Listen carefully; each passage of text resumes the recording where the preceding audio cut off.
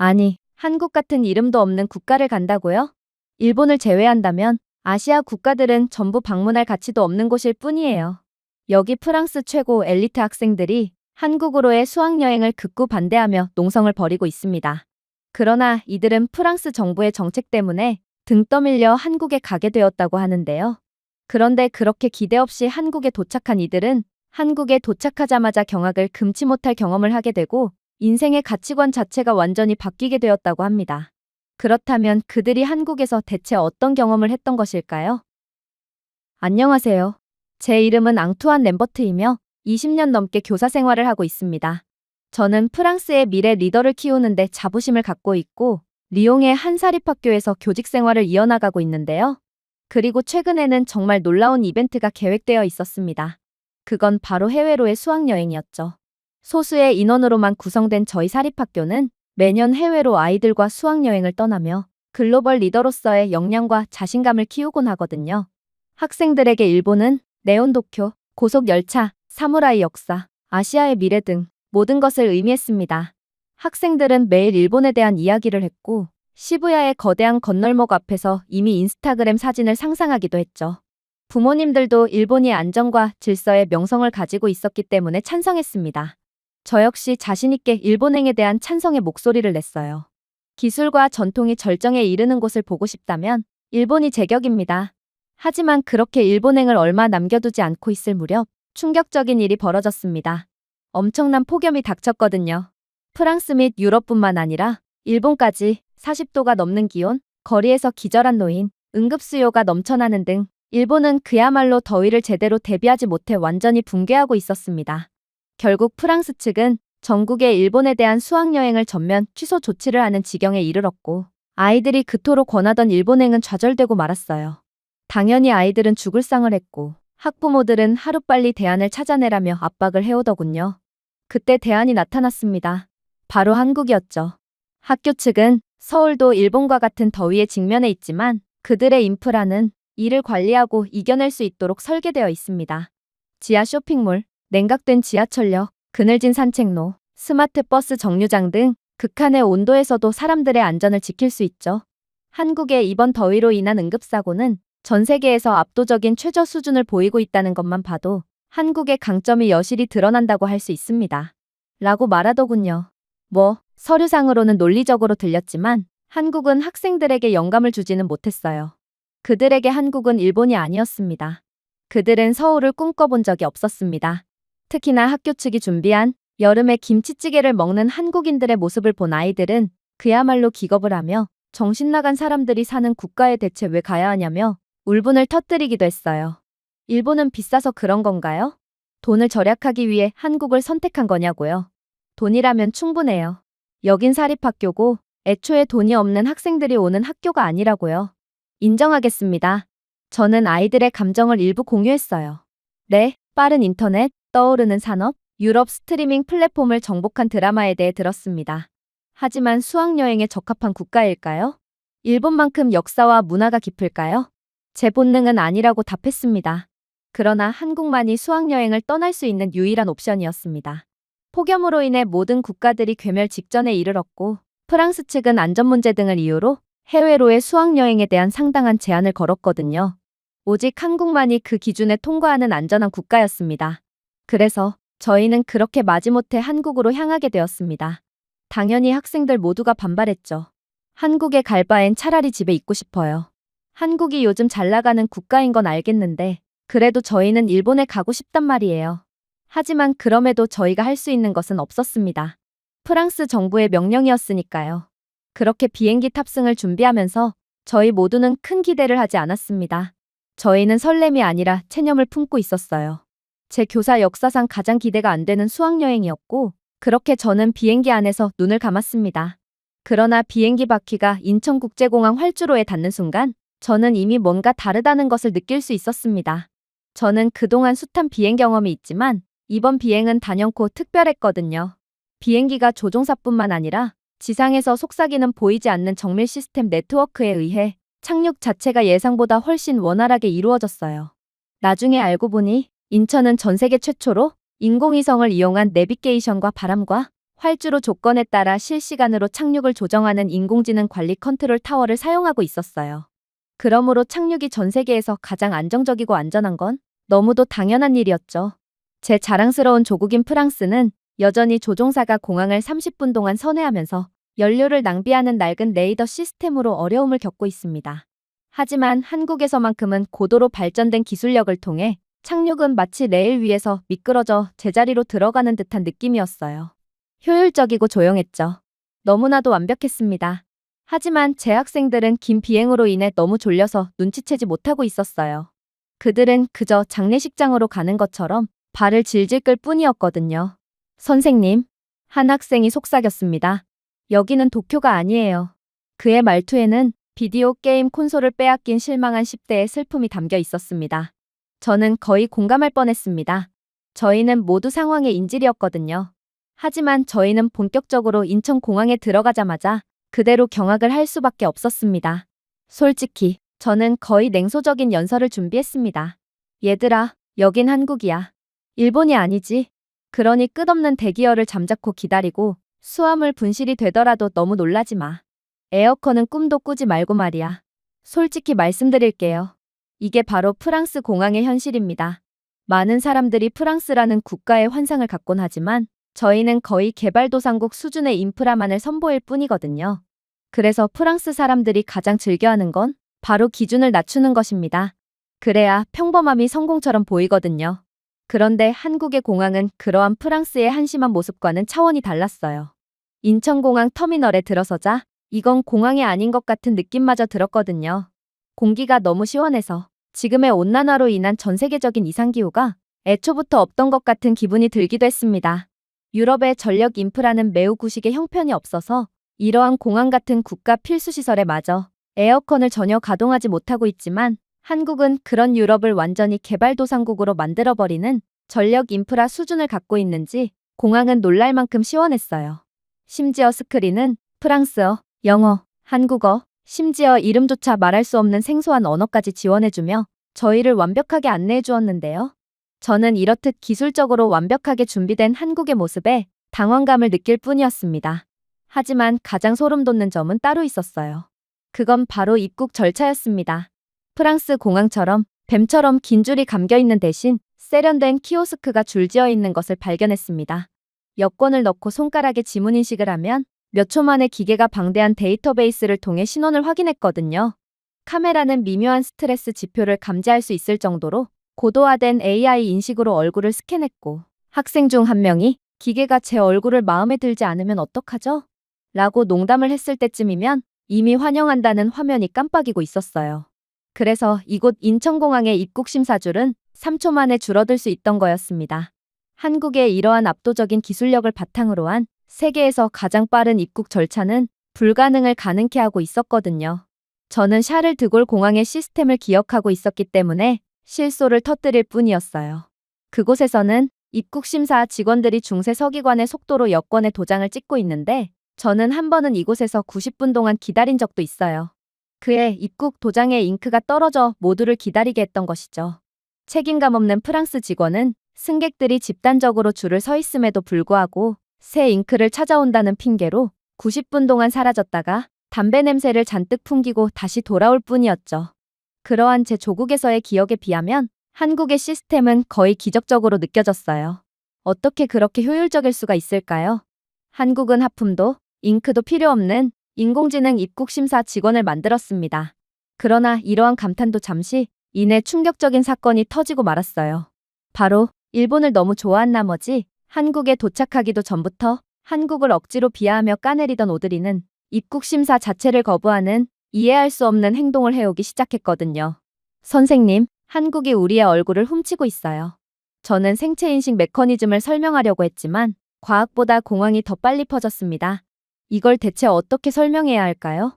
그때 한 한국인 공항 직원이 엿듣고 흠잡을 데 없는 영어로 놀라운 말을 해오기 시작했어요. 한국의 시스템은 입국이 승인되는 동시에 승객에 대한 정보가 자동으로 파기되는 기술력을 갖추고 있어요. 그러니 개인정보 문제는 염려하지 않으셔도 됩니다. 저는 불어를 알아듣고 설명을 건네오는 그에게 거의 경악을 하며 어떻게 이렇게 능숙한 불어 실력을 갖고 있을 수 있냐고 물어봤습니다. 그러자 그는 더욱 놀라운 말을 해올 뿐이더군요. 저는 불어를 못합니다. 영어밖에 못하죠. 하지만 제가 착용한 한국의 자체 기술력으로 개발한 AI 이어폰은 당신의 불어를 자동으로 한국어로 번역해주고 있어요. 그러니 당신이 불어로 말하든 영어로 말하든 아프리카의 스와힐리어로 말하든 저는 AI 자동 번역 이어폰을 통해 완벽하게 알아듣고 당신에게 영어로 대답하는 겁니다. 저는 그저 할 말을 잃을 뿐이었습니다. 도대체 아무것도 없을 줄 알았던 한국은 얼마큼이나 프랑스보다 앞서 있는 상태란 말인가요? 하지만 충격은 계속되었습니다. 저희는 1분 만에 입국 심사를 통과했는데 1시간은 기다려야 할 거라고 생각했던 저희의 짐은 저희가 그렇게나 빨리 입국에 성공했음에도 불구하고 이미 저희보다 먼저 도착한 상태였거든요. 이건 말도 안 됐어요. 프랑스에서는 수화물 컨베이어가 대기의 무덤으로 최소 1시간 이상의 지연은 물론 분실도 너무나도 작거든요. 그러나 여기 한국에서만큼은 컨베이어 벨트가 수학적 정확성을 가지고 움직였습니다. 마치 시스템이 승객이 빠져나가는 순서를 정확히 알고 그에 맞춰 짐을 정리한 것 같았죠. 제 학생 중 한 명이 선생님, 한국이 여행 가방에 몰래 GPS를 넣어둔 것은 아닐까요? 라고 중얼거렸는데 저는 순간 그녀의 말이 맞을지도 모르겠다는 생각까지 했습니다.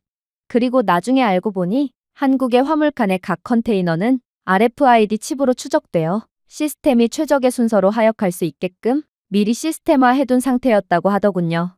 그 순간 웃음이 터질 뻔했어요. 프랑스에서는 분실이 너무 잦은 나머지 캐리어를 되찾기 위해 몇 시간을 꼬박 기다려도 되찾기만 하면 안도의 한숨을 내쉬는데 한국은 애초에 차원이 다른 기술적인 모습을 보여주고 있다니요. 그러나 저는 이러한 한국의 선진적인 모습에 감탄을 하고 있을 때가 아니었습니다. 아이들을 통솔하는 것은 정말 쉽지 않았고 또다시 위기가 닥치고 말았거든요. 바로 피에르가 자신의 여행 가방이 사라졌다고 주장하며 울부짖었기 때문인데요. 그는 개발도상국 한국의 무능에 대한 비난을 중얼거리며 난리를 치기 시작했어요. 정말로 모든 학생들의 짐이 나왔는데 피에르의 짐만 나오지 않았기에 어쩌면 피에르의 여행 가방은 분실이 된 게 분명해 보였습니다. 그러나 한국인 공항 직원이 저희를 도와주러 다가왔고 이내 자초지종을 듣더니 곧바로 충격적인 상황이 펼쳐지기 시작했습니다. 그는 피에르의 정보를 확인 후 리더기를 몇 번 스캔하더니 놀라운 말을 해왔거든요. 당신의 짐은 지금 도착하고 있는 6번 벨트에 있습니다. 기다리세요. 몇 초 후 피에르의 여행 가방이 태그된 채 그대로 나타났습니다. 그랬습니다. 한국 공항에서 짐은 최적의 순서대로 나오고 있었는데 피에르는 급하게 화장실에 가느라 다른 아이들보다 매우 늦게 짐을 실었거든요. 그러니 다른 아이들보다 짐이 훨씬 늦게 나왔던 것입니다. 다른 학생들은 그런 피에르를 보고 얼간이라며 비웃음을 터뜨렸어요. 그리고 피에르는 세계에서 가장 선진적인 국가를 과소평가한 대가를 톡톡히 치를 뿐이었죠. 그렇게 저희는 공항 로비에 도착했습니다. 놀랍게도 무료 공항 와이파이가 감지되더군요. 저는 본능적으로 무료 와이파이를 사용하기 위해 손가락을 뻗었지만 보안 전문가가 꾸민 학생 줄리앙은 연결하지 마세요. 해커의 함정입니다. 라고 쇳소리를 내더군요. 일리가 있었습니다. 프랑스에서는 이러한 무료 와이파이 따위는 절대로 찾아볼 수 없거든요. 당연하죠. 데이터도 제대로 안 터지는 게 바로 프랑스인데 무료 와이파이를 구현해 둘 기술력이나 경제적 여건이 뒷받침될 리가 없었어요. 그러나 자신은 프랑스인이라고 밝힌 한 남성은 그저 저희를 한심하게 보면서 보안 프로토콜을 확인시켜 주더라고요. 이상감지 기능이 있는 WPA2 엔터프라이즈, 해킹을 하려야 할 수가 없는 보안 수준이었습니다. 심지어 그렇게 한국이 제공하는 최고 보안 수준의 무료 와이파이는 프랑스의 유선 네트워크보다 더 빨리, 더욱 고화질의 동영상을 스트리밍할 정도로 품질도 훌륭하더라고요. 어떻게 비행기로 가득 찬 활주로 아래에서 이런 성능의 와이파이를 그것도 무료로 제공할 수가 있는지 저는 제 조국의 한숨만 나오는 인프라가 떠올라 현타를 느낄 뿐이었습니다. 그러나 저희에게 설명을 해준 프랑스인은 이내 충격적인 말로 제 자존심을 지옥 끝까지 끌어내릴 뿐이더군요. 프랑스인인 제가 왜 한국에 있는 줄 아시나요? 저는 개발자예요. 그런데 한국의 IT 기술 수준은 프랑스를 훨씬 상회하고 있고 따라서 발전 가능성 및 월급도 한국이 훨씬 높기 때문에 저는 한국에서 일하고 있는 거예요. 이젠 프랑스의 인력들이 한국으로 수출되고 있는 상황이라고요. 그런데 당신들은 아직도 한국을 무시하며 시대착오적인 발언을 일삼고 있다니 부끄러운 줄 아세요? 도대체 언제 이러한 판도가 바뀌어 버렸던 것일까요? 저는 모든 면에서 압도적으로 한국에 밀리고 있는 제 조국의 현실에 한숨만을 내쉴 뿐이었습니다. 하지만 저는 아이들을 이끌어야 하는 몸이었고, 그렇게 정신을 차리고 공항과 바로 연결되어 있는 지하철 내부로 이동했어요. 사실, 보통은 이런 부분이 제가 두려워하는 수학여행의 일부입니다. 일단, 제 영어는 그리 완벽하지도 않았을 뿐만 아니라 30명의 10대들이 반쯤 잠든 상태에서 가방을 끌고 다니는데 저는 이들 모두를 통솔하며 필사적으로 지하철 지도를 해독하려고 종이를 흔들고 있다고 상상해보세요. 심지어 프랑스에서는 표지판이 희미해지고 때로는 파손된 상태이기도 합니다. 매표기는 동전을 삼킨 채 뱉어내지 않는 경우도 흔하죠. 도움을 요청하고 싶다고요? 프랑스 직원들이 얼마나 불친절하고 책임감이 없는지 잘 아시잖아요? 그들은 그저 어깨를 으쓱하며 막연하게 아무 복도만을 가리킬 뿐입니다. 하지만 여기 한국에서 저는 정말 예상치도 못한 경험을 할 뿐이었습니다.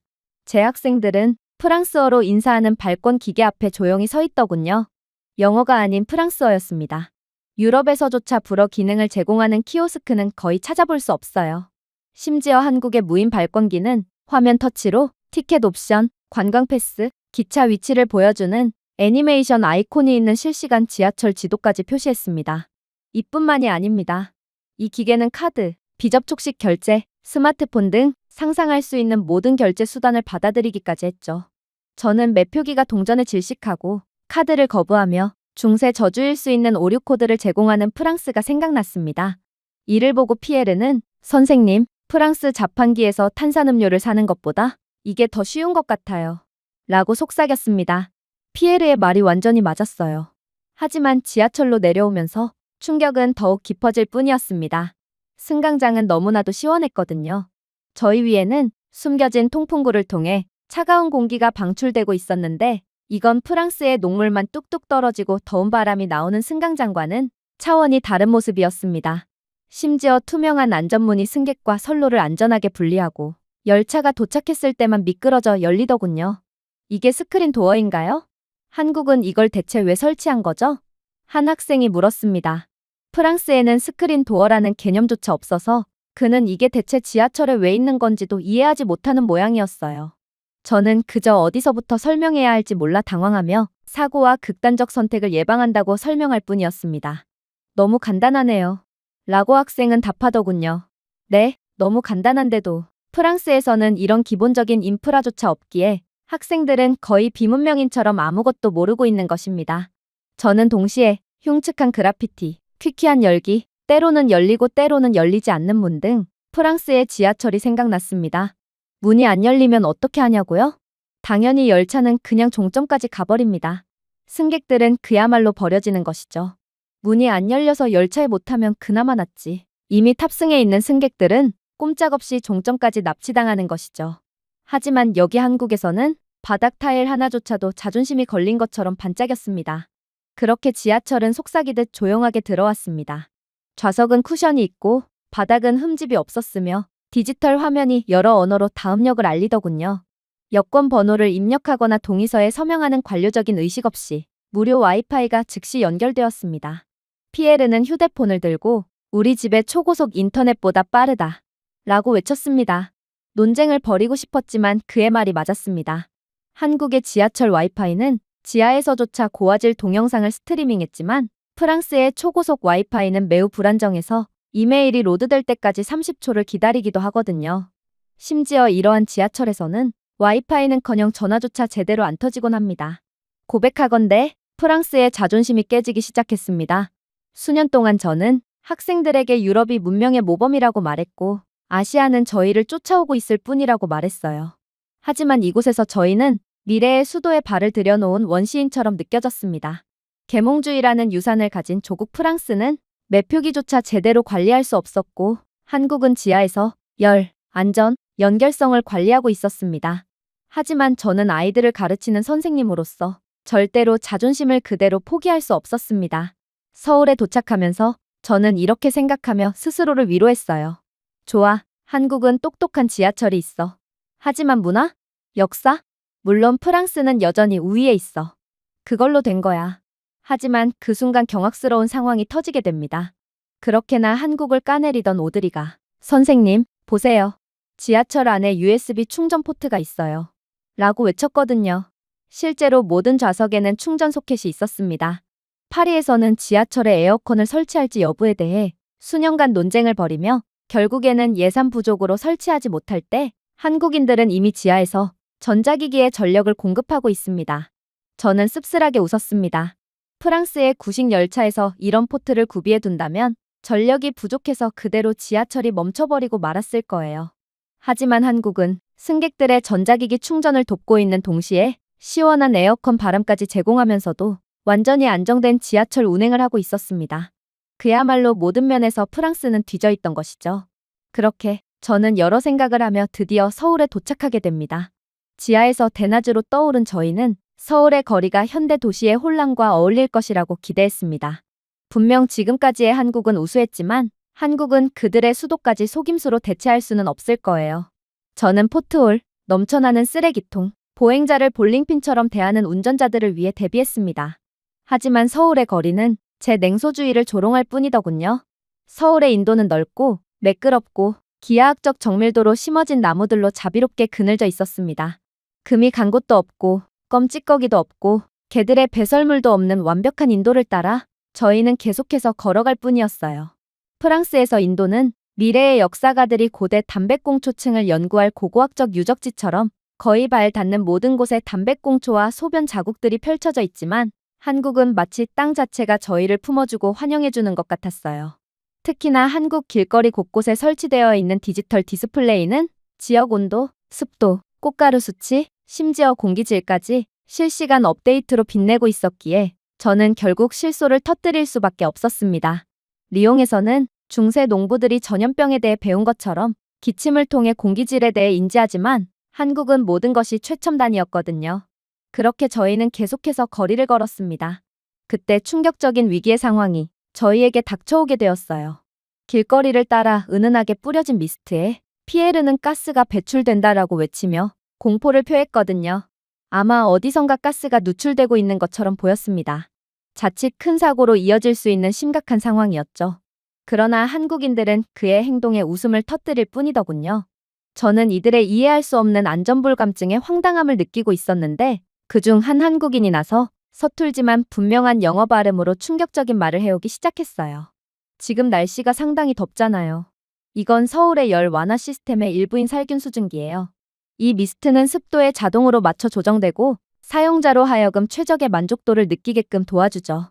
저와 학생들 모두는 그저 그 자리에 굳어버릴 뿐이었습니다. 프랑스에서는 거리에 깔린 노상방뇨를 하는 노숙자들에 의해 소변 수증기가 튀기는 게 다지만 한국은 진정으로 선진적인 방법으로 더위를 극복하고 있었거든요. 이게 바로 이례적인 폭염으로 인해 전 세계가 초토화된 와중에도 한국만큼은 전 세계에서 폭염을 가장 성공적으로 극복한 국가라는 타이틀을 유지하고 있는 비결인 모양이었습니다. 그러나 오드리는 한국을 계속해서 인정하려 들지 않더군요. 그녀는 전봇대 근처에 있는 CCTV 돔을 발견하고 선생님, 우리 감시당하고 있나요? 라고 외치며 화제를 돌리기 시작했거든요. 저희 일행은 한국은 사생활을 침해하는 국가인가 싶어 순간적으로 한국을 의심했는데요. 저희에게 설명을 해줬던 한국인이 다시 나서더군요. CCTV 때문에 불편하신 건가요? CCTV를 보면서 잔뜩 인상을 찌푸리고 계시네요. 하지만 이 카메라는 꽤 중요한 역할을 수행하고 있어요. 교통 AI의 피드를 보내어 각종 실시간 정보 및 지도를 구축하는 데 사용되기도 하고 혼잡과 사고를 자동으로 감지하여 범죄를 사전에 방지해 주기도 하거든요. 물론 프라이버시는 보호됩니다.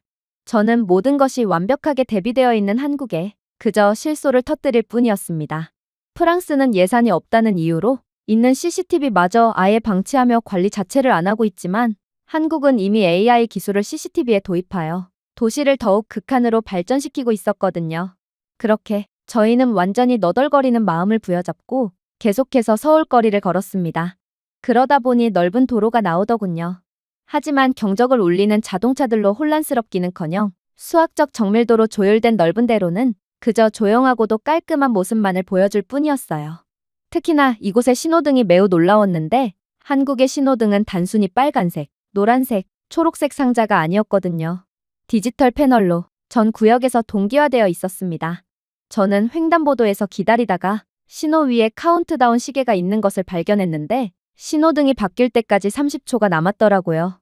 초록불뿐만 아니라 빨간불까지 전부 카운트다운 해주고 있었습니다. 이건 간단하지만 천재적이었어요. 프랑스에서는 빛이 바뀌기까지 2분이 남았는지 2초가 남았는지 확신이 서지 않는 도박꾼처럼 도로 가장자리에 서 있어야 하거든요. 그러니 프랑스에서 무단횡단은 매우 일상적이죠. 그러나 한국에서는 길을 건너는 것조차 과학처럼 느껴졌고 이러한 놀라운 인프라 덕분에 아무도 무단횡단을 하지 않고 있었습니다. 그러나 진짜 경이로움은 바로 AI가 제어하는 교차로였어요. 저는 나중에 서울의 교통관리 시스템이 실시간으로 교통 흐름을 조절하는 AI 플랫폼과 연동된 수천 개의 센서와 카메라를 사용한다는 사실을 알게 되었습니다. 한 도로가 혼잡해지면 알고리즘이 청신호 시간을 재설정하여 정체를 해소하고 있었어요. 리옹에서는 1월에 신호등 프로그래밍 계획이 있으면 차일피일 미뤄지다가 결국 몇 년 뒤까지 잊어버립니다. 그러니 이러한 실패한 시스템 때문에 교통 체증이 2시간 동안 지속되는 것은 매우 일상적이죠. 하지만 서울에서는 애초에 시스템 자체가 정체를 방지하고 있었어요. 제 학생 중 한 명인 아멜리가 한국 신호등의 디지털 타이머를 가리키며 말했습니다. 선생님, 프랑스는 세계 최고라면서요. 그런데 왜 프랑스에는 이런 게 없나요? 저는 억지로 미소를 지었습니다. 왜냐하면 프랑스에서는 신비로움을 믿기 때문이지. 길을 건너면서도 우리는 긴장감을 더 선호하거든. 학생들은 웃었지만 씁쓸한 웃음이었습니다. 우리는 스스로를 조롱하고 있었어요. 그러나 한국의 놀라움은 이게 끝이 아니었어요. 저는 더 멀리 걸어가면서 더 이상한 것을 발견했습니다. 그건 바로 침묵이었어요. 끝없는 자동차와 버스에도 불구하고 소음은 파리보다 훨씬 덜 공격적이었습니다. 알고 보니 한국의 많은 버스는 전기로 운행되어 굉음 대신 윙윙거리는 소리와 함께 미끄러지고 있었어요. 심지어 한국은 대중교통을 위한 별도의 차선까지 구비되어 있어 정시성을 보장했죠. 특히나 버스 정류장도 특별했습니다. 에어컨 통풍구가 있는 투명 유리 공간, 버스 도착 시간을 정확하게 표시하는 디지털 디스플레이, 심지어 USB 충전 포트까지 그야말로 없는 게 없었거든요. 피에르는 선생님, 버스 정류장에 와이파이가 설치되어 있어요. 라고 외쳤습니다. 또 다른 학생은 그리고 보세요. 냉각 안개 스프레이가 여기에도 설치되어 있어요. 라고 덧붙였습니다. 저는 한숨을 쉴 뿐이었어요. 리옹에서 버스 정류장은 아무도 신뢰하지 않는 희미한 종이 일정표가 있는 기둥입니다. 때로는 일정 자체가 훼손되어 음란한 낙서로 대체되기도 하죠. 애초에 일정표는 지켜지는 법이 없어서 있으나 마나한 존재긴 하지만 말입니다. 그러나 여기 한국에서 버스 정류장은 단순한 기다림이 아니라 존엄하게 기다리기 위해 설계된 기술의 미니어처 오아시스였습니다. 저는 그 부조리함에 웃지 않을 수 없었습니다. 상상해보세요. 프랑스에서는 정치인들이 비로부터 승객을 보호하기 위해 버스 정류장에 가니 그늘을 건설할지에 대해 수년 동안 논쟁을 벌이고 있습니다. 결국에는 건설되지 않죠. 하지만 서울에서는 버스 정류장 자체가 저희 부처보다 훨씬 더 똑똑했어요. 그러나 더 놀라웠던 건 따로 있었어요. 한국의 거리가 청결하다는 것은 진작에 알았지만 너무 비정상적으로 청결했거든요. 아이들도 이상함을 감지했는지 더러운 곳이 대체 어디에 있는 거지? 라며 혹여라도 로봇이 밤의 거리를 청소한 건 아니냐며 농담까지 건넸어요. 그리고 정말로 저 멀리에서는 로봇이 길거리를 청소하고 있더군요. 그랬습니다. 한국은 현재 시범용으로 로봇 청소 인프라를 구축해둔 상태였고 그래서 웬만한 곳들은 전부 로봇이 사람을 대체하여 청소하고 있던 거였어요. 어떻게 이런 나라가 다 있을 수가 있는지 저는 그저 완전히 넋이 나갈 뿐이었습니다. 그런데 그 순간 작은 위기가 닥쳤습니다. 줄리앙은 자신의 카드가 사라졌다며 울부짖었거든요. 알고 보니 그는 편의점에서 간식을 사다가 카드를 그대로 단말기에 꽂아둔 채 그대로 온 것입니다. 심지어 그곳은 무인 편의점이었어요. 직원이 카드를 지켜줄 수도 없다는 것입니다.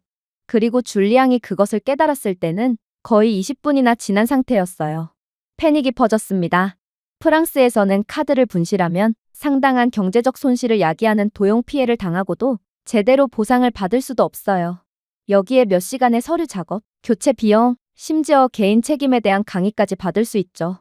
줄리앙의 얼굴은 창백해졌습니다. 선생님, 절대로 돌려받지 못할 거예요. 어쩌죠? 저는 줄리앙에게 희망 섞인 말을 건네줄 수도 없었습니다.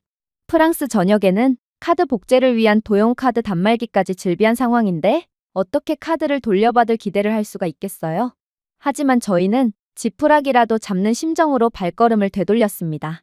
그리고 편의점에 도착한 순간 저는 그대로 경악을 하고 말았어요. 카드는 가게 카운터에 놓여 있었고 한국인 손님들 여러 명은 여전히 해당 무인 편의점을 이용하고 있었지만 아무도 줄리앙의 카드에는 손도 대지 않았거든요. 제 학생들은 마치 기적을 목격한 것처럼 쳐다보았습니다. 무인 편의점이 양심적으로 운영되는 것도 기적인데 남의 카드를 보고도 절대로 훔쳐가지 않는 사람이 있다니 이건 프랑스에서 배웠던 모든 교육과 기본 상식들을 전부 부정하는 장면이었거든요. 만약 이 일이 프랑스에서 일어났다면 줄리앙이 속삭였습니다. 카드는 이미 이베이에 있을 거예요. 혹은 수백만 원이 부당하게 청구되며 저희 부모님은 그대로 월급을 헌납해야 했겠죠. 저는 긴장하며 웃었습니다. 그의 말이 틀리지 않았습니다. 그리고 저는 길을 건너는 단순한 문제에서도 한국이 우리를 모욕한다는 것을 알게 되었어요. 우리의 자부심은 잘못된 것이었습니다. 한국의 천재성은 하나의 거대한 기념비를 세우는 데 있는 것이 아니라 삶의 모든 세부사항을 지성과 존중으로 설계하는 데 있었죠. 그렇게 저희는 다시금 이동했습니다. 그리고 이내 깜짝 놀랄 장면을 목격하게 되었죠. 바로 웬 한 무리의 외국인 관광객들이 쇼핑이라도 했는지 지하철역처럼 보이는 지하 공간에서 쇼핑백 한 무더기를 갖고 올라오고 있었거든요. 학생들은 이게 대체 무슨 상황이냐며 아우성을 쳤고 결국 저희는 이곳 지하철역을 한번 들어가 보기로 했습니다. 그리고 서울의 지하 네트워크에 들어서면서 저희는 완전히 다른 세상으로 발을 내디뎠다는 것을 인지하게 되죠. 첫 번째 느낌은 안도감이었습니다. 일반 에어컨의 인위적인 냉기뿐만 아니라 세심하게 관리된 기후까지 공기 자체가 시원하더군요. 그리고 저는 나중에서야 그 이유를 알게 되었습니다. 서울 지하철은 지하수를 재활용하고 냉각된 공기를 플랫폼을 따라 환기구를 통해 밀어내는 지열 냉각 시스템을 갖추고 있었습니다. 단순한 강제 냉방이 아니라 에너지를 낭비하지 않고 재활용하는 것이죠. 지구 자체를 자연 안정제로 사용하여 효율적이고 천재적으로 설계된 시스템이었습니다. 선생님, 여긴 마치 겨울 같아요. 한국은 프랑스보다 훨씬 더 지옥 같은 여름 날씨를 갖고 있지만 실제 체감하기로는 한국은 전혀 덥지 않아요. 한 학생이 눈이 내릴 것을 예상한 것처럼 팔을 내밀며 외쳤습니다. 저는 부드럽게 웃었지만 속으로는 부러움을 느낄 뿐이었어요. 프랑스는 지속 가능성에 대해 끝없이 이야기합니다. 저희는 기후 적응에 대한 긴 보고서를 작성하죠. 하지만 정작 여름이 오면 창문을 열고 기도하고 있습니다. 한편 한국은 이미 문제를 해결한 상태였죠. 더 깊은 곳으로 내려갈수록 놀라움은 더욱 커졌습니다. 서울의 지하는 단순한 지하철이 아니라 도시였거든요. 옷가게, 서점, 푸드코트, 심지어 미술 전시회까지 모든 쇼핑거리가 수면 아래로 펼쳐져 있었습니다. 제 학생 중 한 명이 표지판을 가리켰습니다. 지하 쇼핑센터. 선생님, 여기 지하철인가요? 아니면 쇼핑몰인가요? 그녀가 물었습니다. 저는 건조하게 대답할 뿐이었어요. 둘 다. 리옹에서는 지하 주차장 하나조차 누수로부터 자유롭게 할 수 없어. 그러나 여기 한국에서는 거리 아래에 쇼핑 지구를 건설해버렸구나. 진실은 삼키기 어려웠습니다. 한국은 이러한 지하시설을 세상에서 가장 효율적으로 사용하고 있었거든요. 이러한 지하 쇼핑몰은 상업뿐만 아니라 기후 피난처 역할도 하고 있었기 때문입니다. 밖에 더위가 견디기 어렵거나 겨울이 잔인해질 때 한국의 시민들은 기후 시스템의 보호를 받고 지하철과 연결되어 끝없는 편의시설로 즐거움을 누리며 지하에서 시간을 보낼 수 있었습니다. 이것은 단순한 영리한 건축이 아니라 도시의 회복력이었어요. 그리고 저는 프랑스와 비교하지 않을 수 없었습니다. 파리에서는 폭염이 닥치면 정부가 시민들에게 물을 마시고 창문을 열라고 말합니다. 그러면서도 도시 미관을 해치니 에어컨은 설치하지 말라는 책임감 없고 쓸모없는 말만을 반복할 뿐이죠. 하지만 한국은 도시 자체가 방패가 되고 있었어요. 물론 한국은 지하임에도 완벽한 공기를 자랑하고 있기도 했죠. 이곳 디지털 화면에는 공기질 수준이 표시되었습니다. PM2.5, CO2, 환기 상태. 학생들이 눈을 깜빡였습니다. 선생님, 지하철역 자체가 숨을 쉬는 것 같아요. 저는 한숨을 쉴 뿐이었어요. 도대체 한국은 얼마나 앞서 있다는 말인가요? 하지만 그때 충격적인 위기 상황에 닥쳐왔습니다. 디지털 화면 중 하나가 잠시 빨간색으로 깜빡이며 경보를 외치기 시작했거든요. 피에르는 가스 누출이라고 비명을 질렀습니다. 학생들은 극적으로 입을 가렸어요. 지하 시설에서의 가스 누출이라니. 저희는 극한의 위기 상황을 느끼며 일이 심상치 않게 돌아가고 있음을 느꼈습니다. 그러나 이번에도 한국인들은 너무나도 태연하고 침착하더군요. 그리고 한 한국인 직원이 재빨리 다가와 저희에게 놀랄만한 이야기를 해오기 시작했어요. 진정하세요. 이건 훈련 상황이에요. 저희는 한국어와 영어로 진작에 공지 방송을 했는데 못 들으셨나 보군요. 저희는 지금 시스템에 오염이 발생하면 공기를 얼마나 빨리 교체할 수 있는지 보여주는 훈련을 실시하고 있었어요. 실시간 폐는 3분도 채 되지 않아 공간을 청소할 수 있었고 훈련은 성공적으로 끝났습니다. 제 학생들은 당황한 표정으로 쳐다보았습니다. 프랑스에서는 지하에 가스가 누출되면 첫 번째 대응은 거부, 파업, 3년 후 조사가 진행될 게 분명해요. 그러나 한국은 이미 모든 것을 대비하고 있는 완벽한 국가였죠. 물론 이곳 지하상가는 그 어떠한 시설보다도 깔끔하게 유지되기도 했습니다. 저희는 이내 녹이나 하수 냄새가 아니라 지글지글 끓는 고기와 신선한 빵 냄새가 나는 지하 푸드코트에 도착했거든요. 로봇이 쟁반을 들고 미끄러지듯 지나갔습니다. 이러한 미래의 모습에 제 학생들은 아이들처럼 박수를 쳤어요. 선생님, 한국에서는 로봇도 직업이 있어요. 그들은 농담을 던졌습니다. 저는 이번에도 씁쓸하게 웃을 뿐이었어요. 프랑스에서는 1시간 안에 로봇이 낙서로 뒤덮인 채 파손되어 재떨이로 사용될 수도 있었습니다. 혹은 그대로 도난당해 버렸겠죠. 저는 그저 부끄러움을 느낀 채 멍하니 앉아 있었어요. 끊임없는 지정학적 압박을 받는 작은 나라가 어떻게 평화와 자원의 상황에 발을 들여놓으면서도 이렇게나 세련된 시스템을 구축할 수 있었을까요? 저는 쓴웃음을 지으며 프랑스인은 철학 토론에 너무 바쁠 때 한국인들은 조용히 미래를 건설했다고 생각했어요. 프랑스인들은 꿈만 꾸고 있을 때 한국인들은 정말로 행동을 함으로써 자신들의 미래와 운명을 바꿔버렸던 것입니다. 그렇게 저희는 다시 지상으로 올라가기로 했습니다. 벽을 따라 대피로가 LED 화살표로 빛나고 있더군요. 비상용 소화기는 스마트하게 연결되어 있어 하나를 제거하면 시스템이 자동으로 긴급 상황을 감지하고 보안을 강화할 수 있었습니다. 프랑스에서는 소화기가 장식용으로 사용되고 있는데 이는 소화기 도난이 너무 작기 때문입니다. 그러나 한국은 아무도 물건을 훔쳐가지 않고 있었죠. 물론 물 얼룩으로 축축하고 그래피티로 뒤덮인 프랑스의 지하터널도 떠올랐어요. 때때로 승객을 돌아볼 수 있을 만큼 대담한 거대한 쥐들이 서식하기도 하죠. 그러나 여기서 저를 응시하는 것은 깨끗한 유리에 비친 제 모습뿐이었습니다. 마침내 다시 올라왔을 때 태양은 여전히 잔인했습니다. 하지만 제 학생들은 웃고 있었어요. 그들은 더 이상 일본을 그리워하며 불평하지 않았습니다. 그들은 한국이 저희가 상상했던 별볼일 없는 국가가 아니라는 것을 깨닫기 시작했어요. 한국은 여러모로 일본의 완벽한 업그레이드 버전이었죠. 한국은 저희에게 지하의 영혼을 보여주었습니다. 유럽은 표면 아래의 문제를 숨기고 한국은 해결책을 숨기고 있습니다. 그들은 필요를 예술로, 효율성을 문화로 바꾸어 놓았죠. 저는 잠시 멈췄다가 아이러니하게 덧붙였습니다. 데카르트가 여기 한국에서 살았다면 나는 생각한다. 그러므로 나는 존재한다가 아니라 나는 적응한다. 그러므로 나는 번영한다라고 썼을 것입니다. 그러나 저는 이건 아직 시작에 불과하다는 것을 전혀 모르고 있었어요. 그리고 한국은 한때 유럽의 우월성에 자부심을 가졌던 저를 그저 한국 교실에 조용히 앉아있는 학생으로 만들 거라는 사실을 아예 모르고 있었죠. 다음 날 한국의 바깥 더위는 더욱 심해졌습니다. 프랑스에서는 정부 부처를 공황 상태에 빠뜨릴 정도로 체감온도가 40도를 넘어섰습니다.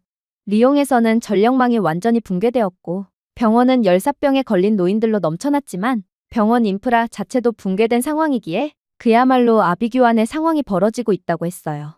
더우면 물을 마시고 창문을 열라는 해결책을 제시하는 무능한 정부는 결국 이러한 비극적인 결말을 막을 수 없던 것입니다. 그러나 여기 한국에서는 완전히 다른 일이 벌어지고 있었습니다. 결국 열은 열이고 물리학은 어디에서나 똑같기에 한국도 프랑스와 같은 아비규환이 벌어져야 했지만 저는 한국의 도시의 중심부에 들어서자마자 한국은 다른 규칙에 따라 움직인다는 것을 깨닫고 말았어요. 고층 빌딩 자체가 태양을 바라보며 웃는 것 같았습니다. 반짝이는 유리탑이 저희 위에 떠올랐지만 그건 그저 예쁜 빌딩만은 아니었습니다. 그것들은 숨쉬고 적응하는 기계이자 살아있는 시스템이었죠. 저희가 방문한 한 건물, 시청 별관은 마치 녹색으로 덮인 유리 물결처럼 보였습니다. 식물들이 정면을 가로질러 올라가 표면을 가리고 있더군요. 근처의 공기는 거의 정원처럼 더 시원했습니다.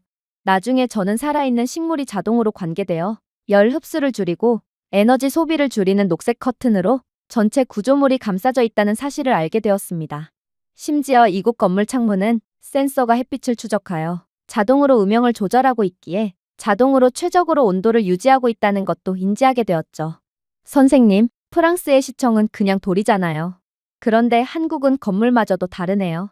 한 학생이 속삭였습니다. 그녀의 말이 맞았어요. 리옹에서 시청은 역사의 기념비이지만 폭염이 오면 돌 오븐에 불과합니다. 하지만 한국의 시청은 기후에 대한 무기이자 방패였어요. 더 나아가자 저는 한국의 가로등, 건물벽, 심지어 쓰레기통까지 곳곳에 센서가 장착되어 있는 것을 발견했습니다. 센서는 온도, 습도, 바람, 공기질을 측정했어요.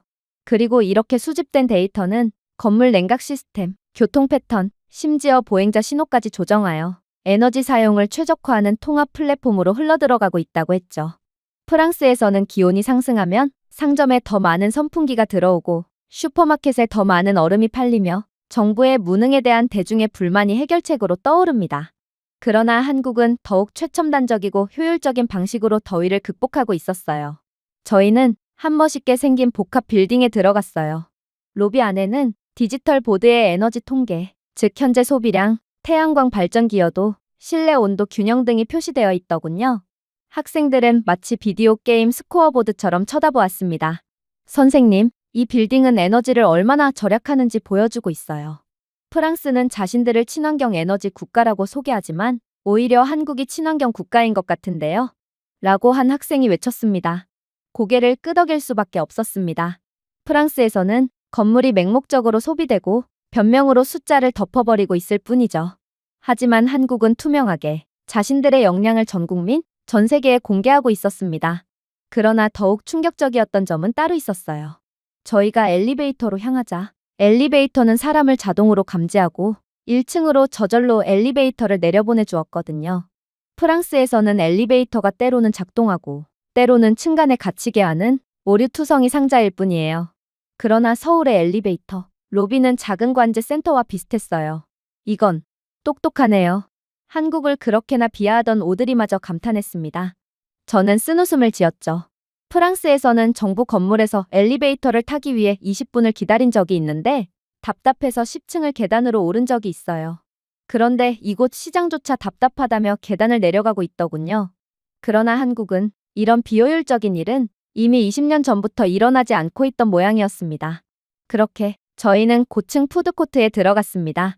바닥 전체가 활기로 가득 찼지만 공기는 완벽하게 시원하고 조명은 부드러우며 소음은 전혀 없었습니다. 왜냐고요? 건물이 스마트 시스템을 사용하고 있기 때문입니다. 센서가 각 구역의 사람 수를 추적하여 환기와 조명을 동적으로 조정했습니다. 밀집된 공간에는 더 시원한 공기를 뿜어냈고 빈 테이블은 에너지 절약을 하고 있었어요. 보이지는 않았지만 효과가 있었습니다. 프랑스에서는 한 사람이든 100명이든 상관없이 레스토랑이 건물 전체에 하나의 온도 조절기를 사용합니다. 그 결과 에너지 낭비에 한 구역은 땀에 젖은 고객, 그리고 한 구역은 추워서 덜덜 떨며 콧물을 흘리는 고객들이 공존하고 있죠. 그러나 이러한 감탄도 잠시 또 다른 작은 위기가 닥쳤습니다. 편의점에서 카드를 잃어버려 모두를 놀라게 했던 줄리앙이 이번에는 음식 트레이를 통째로 바닥에 쏟아부었거든요. 프랑스에서는 혼란, 직원들의 고함, 심지어 추가 요금까지 발생할 것입니다. 청소 직원은 청소의 대가로 그에게 팁을 요구했겠죠. 그가 맡은 임무가 바로 청소임에도 말입니다. 어쩌면 파업으로 인해 아예 청소 직원이 없을 수도 있어요. 하지만 한국에서는 반응이 완전히 달랐습니다. 제가 꾸짖기도 전에 바닥에 있던 센서가 유출을 감지하고 신호를 보냈거든요. 몇 초 만에 구석에서 청소 로봇이 나와 정중하게 콧노래를 부르며 엉망진창을 닦아내기 시작했어요. 로봇은 떠나기 전에 모니터를 통해 인사를 하기도 했습니다. 학생들은 이러한 모습에 웃음을 터뜨리며 긴장을 해소했어요. 칠칠치 못한 줄리앙은 선생님, 한국에서는 청소 로봇도 매너가 좋네요. 불친절한 프랑스 직원을 전부 대체해버렸으면 좋겠어요. 라고 속삭이더군요. 저도 불안한 마음으로 웃었습니다. 프랑스에서는 공공장소에서도 기본적인 청결을 유지하기가 어렵습니다. 게으름과 불친절 때문이죠. 그러나 한국에서 로봇은 프랑스인 직원들보다 더 많은 예의를 보여주었습니다. 하지만 가장 놀라운 장면은 그날 오후 늦게 발생했습니다. 식사를 마친 저희는 건물 바로 옆에 있는 서울의 응급 운영센터를 방문하게 되었거든요. 원래 이런 센터는 지루하다며 질색을 해야 정상이었던 아이들이지만 한국의 놀라운 인프라를 계속해서 경험하다 보니 이제야 한국을 진정으로 이해해보고 싶다는 생각이 든 모양이었어요. 그리고 이곳 센터는 거대한 스크린에 교통, 날씨, 대기 오염, 심지어 지하철 혼잡까지 실시간으로 표시되는 공상과학 지휘 다리처럼 보였기에 학생들 모두는 그저 입을 벌린 채 넋놓고 쳐다만 보고 있을 뿐이더군요. 한국의 AI 소프트웨어는 데이터 스트림을 분석하여 재난이 발생하기 전에 위험을 예측했어요. 저는 초조하게 물었습니다. 지진이나 홍수가 발생하면 어떻게 되나요? 한국인 관계자는 미소를 짓더군요. 그러면 시스템이 자동으로 리소스를 리디렉션하고 시민들에게 전화 및 문자로 경고하며 몇 분 안에 응급팀을 파견합니다. 우리의 목표는 단 1분의 지연도 없는 것입니다. 지연이 없다니 프랑스에서는 홍수 상황이 벌어진다면 도시, 지역, 부처의 책임 여부에 관계없이 관할권에 대한 논쟁이 몇 시간 동안 벌어집니다. 결정이 내려질 때쯤이면 물은 이미 사람들의 거실에 도달해 있죠. 여기서 한국은 우유부단함을 방정식에서 제거했습니다. 시스템 자체가 최초의 대응자였습니다. 피에르가 속삭였어요. 선생님, 우리 정부가 이런 일을 할 수 있을 것 같나요? 저는 솔직하게 대답했습니다. 우리 정부는 한국처럼 하기 위해 관련 위원회를 만들고 10년 동안 한국을 연구한 뒤 그대로 한국은 따라할 수가 없는 국가라고 종결을 내버릴 뿐이겠지. 학생들은 웃었지만 저는 그렇지 않았습니다. 양국의 대조는 너무 고통스러웠거든요. 그렇게 저는 서울의 거리를 걸으며 자존심이 무너지는 것을 느꼈습니다. 각 건물은 단순한 건축물이 아니라 하나의 선언문이었습니다. 한국은 적응하고 항상 준비하고 자연에 의해 패배하는 것을 거부합니다. 프랑스에서는 여전히 오래된 돌담의 아름다움을 낭만화하며 여름에 우리를 질식시키는 방식을 무시할 뿐입니다. 한국인들은 수세기에 걸친 대성당 없이 살아있는 기술의 대성당이라는 또 다른 무언가를 건설한 상태였어요. 저는 센터를 빠져나오며 더 이상 놀라지 않을 만큼 한국의 경이로움을 충분히 보았다고 생각했습니다. 실험실 같은 공항, 하나의 생명체 같은 지하철, 기후와 함께 숨쉬는 고층 건물. 저는 스스로에게 이렇게 말했습니다. 좋아, 그들의 기계는 분명히 영리해. 한국인 엔지니어들은 천재야. 어쩌면 한국은 이 분야에서만큼은 세계 최고일 수도 있겠지. 하지만 분명히 사람들은 어디에서나 똑같아. 인간은 이기적이고 조급하며 부주의하지. 그건 보편적인 일이야. 그리고 다시 한번 제가 틀렸습니다. 저는 학생들에게 백화점 쇼핑가를 둘러볼 수 있는 자유시간을 주었습니다. 보통 이것은 인솔교사로서 절대로 해선 안 될 행동입니다. 프랑스에서는 십수명의 청소년이 감독 없이 방황하게 하면 지갑이 없어지거나 고가의 장신구를 소매치기 당하거나 하는 범죄에 연루되게 됩니다. 하지만 저는 뭔가 한국에서는 그런 일 따위는 절대로 없을 거라는 이유 없는 확신에 가득 찬 상태였어요. 그리고 곧 펼쳐진 결과는 저를 모욕하기 위해 고안된 사회적 실험처럼 느껴졌어요. 먼저 지갑부터가 그랬습니다. 몇몇 학생들은 간식, 음료, 기념품을 사서 지폐를 계산대에 세지 않고 그대로 두었습니다. 프랑스에서 이런 짓을 했다간 곧바로 동전 사기를 당하고 말 거예요. 그러나 한국인 가게 주인은 단 한 번도 동전을 덜 거슬러주는 사기를 치려고 한 적이 없습니다. 모든 동전은 깔끔하고 정확하게 반환되었고 종종 친절한 인사와 함께 반납되었습니다. 한 소녀는 깜짝 놀라며 속삭였어요. 선생님, 이건 꽤나 복잡한 계산이었지만 그는 저에게 동전 하나하나를 정확하게, 그것도 계산기도 없었음에도 매우 빠르게 돌려주었어요. 프랑스에서는 아마 모르는 척 했을 거예요. 저는 항의하고 싶었지만 그녀의 말이 옳았다는 것을 알았습니다. 프랑스에서는 계산원에게 유리하게 반올림하는 것이 국가 스포츠로 여겨지는 문화가 존재하거든요. 나중에 저희는 카페에 들어갔습니다. 학생들은 가방을 테이블 위에 놓고 주문하러 갔어요. 저는 학생들에게 소리칠 뻔했습니다. 너 미쳤어? 유럽에서는 가방을 방치하는 것이 도둑질의 초대장과 다름없어. 하지만 학생들이 돌아왔을 때는 모든 것이 손대지 않은 채 그대로였습니다. 심지어 저희 주변에는 노트북, 휴대폰, 지갑까지 테이블 위에 주인 없이 놓여 있었고 주인은 그저 차분하게 주문줄을 서 있을 뿐이었어요. 한국에는 마치 도둑질 따위가 아예 존재하지 않는 것 같았습니다. 저는 씁쓸하게 웃었어요. 프랑스에서는 휴대폰을 카페 테이블 위에 두면 중세 기사가 칼을 든 것처럼 한 손은 항상 그 위에 올려놓고 목숨으로 지켜야 합니다. 하지만 한국인들은 사회 자체가 자신을 지켜줄 것이라고 믿으며 고가의 노트북을 그저 좌석 예약에 맡기고 있었죠. 선생님, 한국을 그렇게나 비하하던 오드리가 말했습니다. 어쩌면 우리가 야만인일지도 몰라요. 논쟁하고 싶었지만 그럴 수 없었습니다. 한국은 그렇게나 자신들의 안티팬이었던 오드리마저 완전히 자신들의 편으로 돌려버렸던 것입니다. 그러나 역시나 가장 극적인 증거는 그날 오후 위기 상황에서 나왔습니다. 피에르는 쇼핑을 하면서 배낭 하나를 샀습니다. 그는 신이 나서 간식과 기념품으로 배낭을 채웠어요. 하지만 1시간 후 이제 다른 일정을 소화하기 위해 진작에 백화점을 벗어났을 때 피에르는 자신이 백화점 휴게 공간에 배낭을 두고 왔다는 사실을 깨달았습니다. 공황이 일어났어요. 프랑스에서는 작별을 의미합니다. 아니, 작별로 끝나면 다행이죠. 백화점 정중앙에 방치된 배낭이요? 도난당하지 않으면 폭탄 위협으로 취급되어 경찰에 의해 파괴될 것입니다. 피에르의 얼굴은 하얗게 질렸습니다. 선생님, 부모님이 저를 가만두지 않을 겁니다. 저는 폭발물 용의자로 몰리게 될 거고 국제수배가 되고 말 거예요. 저희는 최악의 상황을 예상하며 발을 동동 굴렀습니다. 지금 당장 백화점에 도착할 수도 없는 상황이었거든요. 그때 어떤 한국인 시민 한 명이 식은땀을 줄줄 흘리고 있는 저희에게 다가왔습니다.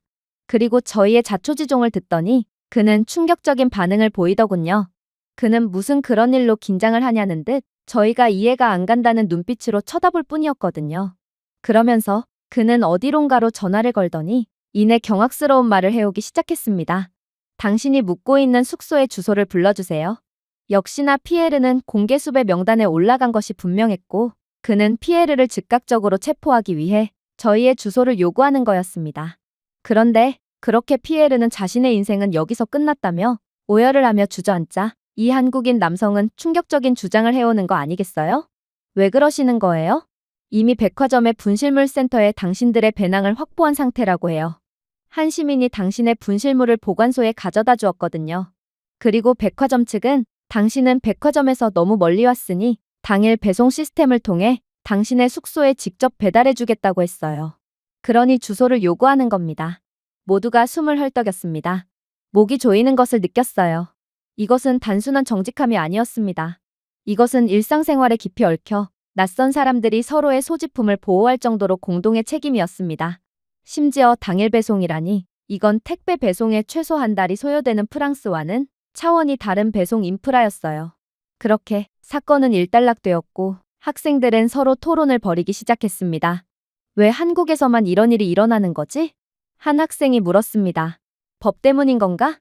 도둑질을 하면 채찍으로 때리거나 감옥에 가는 거 아냐? 아니, 다른 학생이 대답했습니다. 한국에서는 사람들이 서로를 신뢰하기 때문이야. 그리고 그 신뢰를 깨는 것은 부끄러운 일로 여겨지는 걸 거야. 프랑스와는 달리 한국인들은 부끄러움이라는 것을 아는 수준 높은 사람들인 것이지. 그들의 말이 맞았습니다. 제가 기술적 기적이라고 생각했던 것은 사실 인간의 기적이었습니다. 작은 상호작용에도 불구하고 이러한 사실이 드러났어요. 한국에서 도로를 건너면 법적으로 요구되지 않는 경우에도 차량은 보행자로부터 몇 미터 떨어진 곳에서 멈췄습니다. 택배기사들은 도난에 대한 두려움 없이 택배를 문 앞에 두고 왔어요. 편의점에서는 고객들이 완벽한 순서로 줄을 섰고 아예 편의점 안에는 직원조차 없었죠. 제 학생들은 선생님, 아무래도 이게 진짜 인프라인 것 같아요. 라고 속삭였습니다. 그리고 실제로 저는 한국에 보이지 않는 행동규범이 모든 가시적인 기술이 자리 잡은 토대라는 것을 분명히 보기 시작했습니다. 스마트 지하철, 로봇 청소기, 응급 시스템 등 어떤 것도 규율과 정직의 문화 없이는 작동하지 않을 것입니다.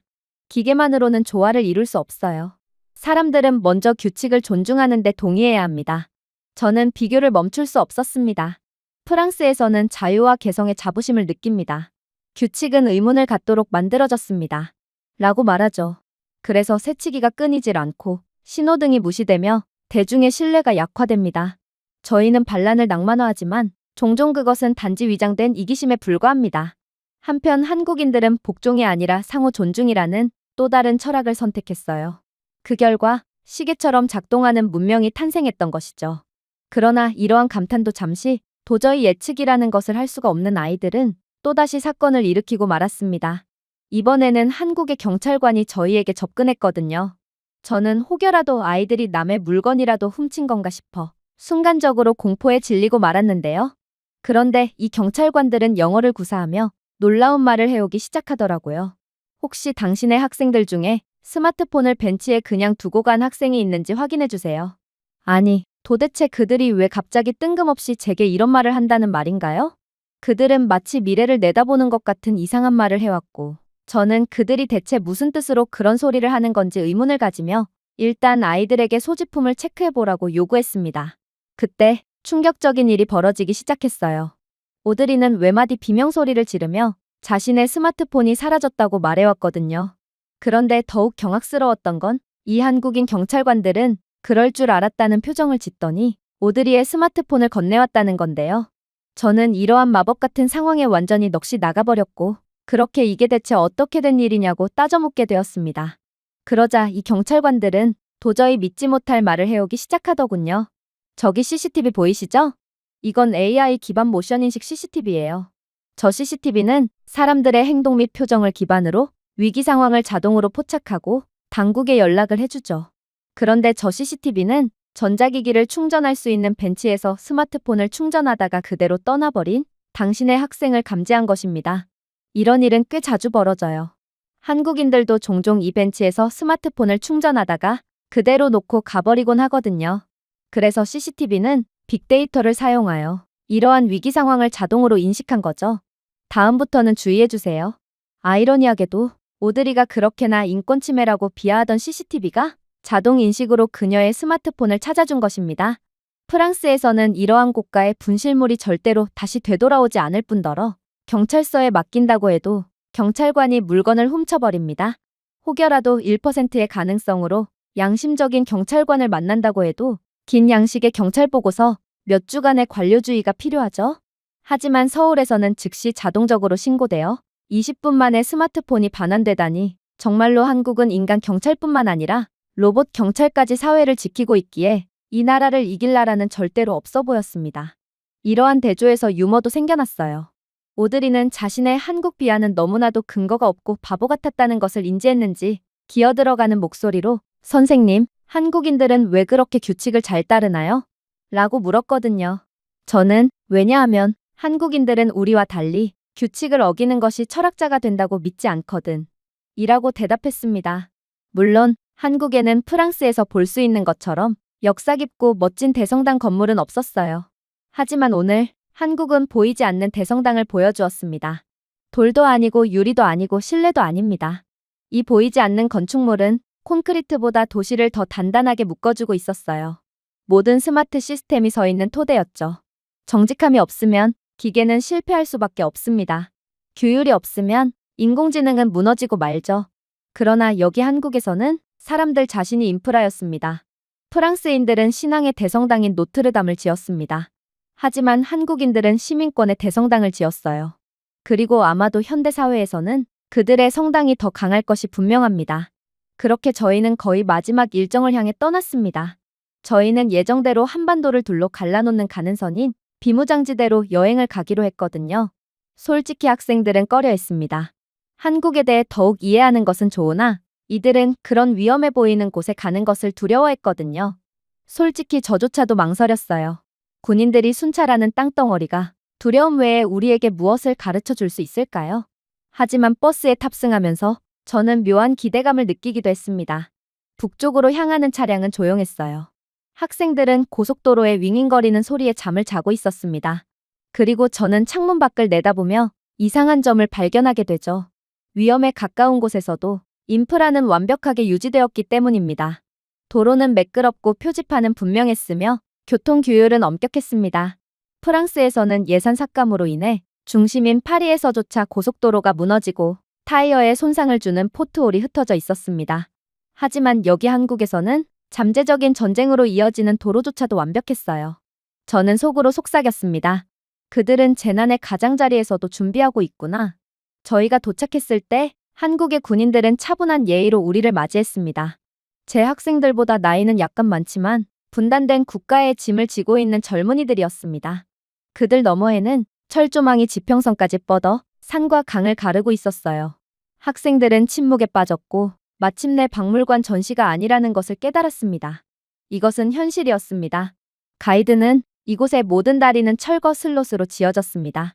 침입하면 몇 분 안에 다리를 무너뜨릴 수 있습니다. 라고 차분하게 설명했습니다. 턱이 조여졌습니다. 리옹에서는 자전거 도로를 건설할지 여부를 놓고 수년간 논쟁을 벌입니다. 서울에서는 전쟁 준비성을 기하하게 통합하고 있었어요. 물론 이곳을 두려워하는 학생들도 있었죠. 줄리앙은 철조망을 응시하며 선생님, 지금 전쟁이 시작되는 건가요? 라고 헐떡였습니다. 학생들 대부분은 비행 중 미사일을 상상하며 당황했어요. 하지만 저희를 안내하던 군인은 부드럽게 미소를 지을 뿐이더군요. 이게 일상입니다. 우리는 전쟁이 오지 않도록 준비합니다. 그리고 이젠 압도적인 국방력으로 전쟁을 대비했죠. 북한이 한국에 쳐들어온다면 그들의 군대는 1분도 채 지나지 않아 전부 괴멸될 텐데 어떻게 그들이 함부로 경거망동을 하겠어요? 이게 바로 억지력의 중요성이라는 것입니다. 그의 침착함이 저희를 당황하게 만들었습니다. 프랑스에서는 기차 파업 소문 하나가 국가적 히스테리를 일으킬 수 있습니다. 그러나 한국인들은 영구적인 위협을 받으면서도 차분하게 걸어가고 있었어요. 가이드는 이렇게 덧붙였습니다. 70년 동안 한국은 전쟁의 그늘 아래 살아왔습니다. 우리는 결코 안주할 여유가 없었어요. 한국에서 볼 수 있는 모든 제도와 규율은 생존이 요구했기 때문에 존재합니다. 그 말은 저에게 일격처럼 다가왔습니다. 생존은 그것을 요구했습니다. 갑자기 모든 것이 제자리에 떨어졌어요. 그들의 정직함, 규율, 완벽한 시스템, 이것들은 문화적 특성이 아니었습니다. 끊임없는 위협의 용광로에서 만들어진 생존 전략이었죠. 저는 제 학생들을 보았습니다. 이들은 평화의 자녀였어요. 그들은 국경이 보이지 않고 전쟁이 먼 역사의 교훈인 유럽에서 자랐습니다. 그들에게 훈육은 귀찮은 일이며 정직은 선택입니다. 그러나 한국인에게는 삶 그 자체였죠. 그렇게 저는 많은 생각에 잠기며 북쪽이 내려다 보이는 전망대에 들어섰습니다. 학생들은 쌍안경을 얼굴에 대고 속삭이더군요. 가이드는 가족들이 찢어지고 비밀리에 터널이 파여지고 군인들이 항상 경계하고 있다고 말했습니다. 학생들은 침묵에 빠졌어요. 저는 한국이 아니라 학생들을 보며 웃었습니다. 유럽에서 우리의 가장 큰 위협은 축구 경기 중 와이파이 고장 여부입니다. 그러나 한국은 생존이 70년 동안 교육과정이었고 결국 그들은 그것을 가장 성공적으로 해냈습니다. 학생들은 제게 소심한 질문을 건네더군요. 선생님, 한국인들은 전쟁이 다시 돌아올 수 있다는 걸 알면서도 어떻게 이렇게나 우수한 모습을 갖출 수 있었던 거죠? 저는 솔직하게 대답했습니다. 전쟁도 깰 수 없을 정도로 강한 사회를 건설함으로써 그 누구도 할 수 없는 억지력을 갖춘 거지. 아무래도 진정으로 강한 사람들은 바로 한국인인 것 같아. 한 학생은 선생님, 프랑스에서 우리가 대비하는 가장 큰 위기는 버스 기사들의 파업입니다. 라고 속삭였습니다. 저희 모두가 웃었지만 웃음은 쓴맛이 났습니다. 그때 제가 결코 잊지 못할 순간이 찾아왔습니다. 한 군인이 수십 년 전 북한이 비밀리에 파놓은 터널로 저희를 이끌었거든요. 저희는 발자국을 제외하고는 아무 말 없이 습한 벽을 통과했습니다. 그 군인은 이렇게 설명했습니다. 터널이 더 있습니다. 더 많을지도 몰라요. 하지만 우리는 항상 지켜보고 준비하죠. 항상 말입니다. 제 학생들은 몸을 떨었습니다. 저 역시 터널에서가 아니라 깨달음에서 한기를 느꼈어요. 이 나라는 매일 위협 속에서 살아가지만 두려움에 무너지지 않고 삶의 모든 세부사항에 회복력을 불어넣었습니다. 밖으로 돌아온 태양은 다시 불타올랐습니다. 저희는 서울로 돌아왔고 대조는 더욱 깊어졌어요. 불과 몇 시간 전만 해도 저희는 전쟁의 끝에 서 있었습니다. 이제 우리는 카페가 가득하고 아이들이 웃고 네온 사인이 번쩍이는 등 활기가 넘치는 도시에 서 있었어요. 마치 회복력이 생존뿐만 아니라 기쁨도 탄생시킨 것 같았죠. 그날 저녁 제 학생들은 자신의 변화를 드러내는 질문을 던졌습니다. 선생님, 프랑스가 70년 동안의 위협을 견뎌내고도 여전히 한국처럼 성공적으로 국가를 구축할 수 있다고 생각하시나요? 또 다른 학생이 물었습니다. 우리 국민이 한국처럼 끝까지 교요를 유지했을까요? 아니면 그저 혼란에 빠진 채 붕괴해버렸을까요? 저는 대답을 하지 못했습니다. 사실 저는 후자라고 생각했거든요. 저는 프랑스의 역사를 생각했습니다. 네, 프랑스는 전쟁과 혁명, 점령 속에서도 살아남았습니다. 하지만 평화가 영구화되자 규율이 약해졌어요. 저희는 너무 편안해졌는지도 모릅니다. 저희는 과거의 영광을 기리는 기념비를 세웠지만 현재의 생존 시스템은 소홀히 했습니다. 한국인들은 평화의 사치를 부정하고 대신 회복력 있는 기념비를 세웠죠. 오늘날 한국은 역사의 무게를 드러냈습니다. 모든 지하철, 모든 버스 정류장, 모든 정직함의 행위는 생존에서 비롯되었어요. 그들은 게으름의 사치도 안일함의 특권도 가지고 있지 않습니다. 그래서 아마도 그들이 저희를 빠르게 능가해버렸던 이유일 것입니다. 그날 밤 별처럼 반짝이는 서울의 스카이라인을 내려다보며 저는 학생들이 더 이상 이 여행을 조롱하지 않는다는 것을 깨달았습니다. 저도 마찬가지로 겸손해졌죠. 저희는 마지못해 한국을 2순위로 취급하며 한국에 왔습니다. 하지만 날이 갈수록 뒤처진 나라는 프랑스이고 조용히 앞서 나간 나라는 한국임을 확실히 깨달았어요. 그리고 학생들이 다시금 선생님, 프랑스가 이렇게 될 수 있을까요? 라고 물었을 때 저는 더 이상 거짓말을 할 수가 없어서 솔직히 털어놓을 뿐이었죠. 얘들아, 제발 한국과 프랑스와 비교하지 말아줘. 내 세대는 한국이 프랑스를 앞지르는 것을 막을 수가 없었거든. 이젠 우리가 한국처럼 할 수 있는지의 여부는 너희 미래 세대에 달렸단다. 너희가 한국인들처럼 할 수 있다면 프랑스는 다시금 한국을 재역전할 수 있을 거야. 학생들은 이젠 아무 말도 하지 않고 제 말을 받아들였어요. 저희에게 실망만을 안겨다 줄 거라고 생각했던 한국은 저희 모두에게 완벽한 교훈과 겸손함을 되찾아준 것입니다. 제가 준비해온 내용은 여기까지입니다. 끝까지 시청해주셔서 진심으로 감사드리며 여러분들의 구독과 좋아요, 알림 설정은 영상 제작에 큰 힘이 됩니다. 이상 세모튜브였습니다.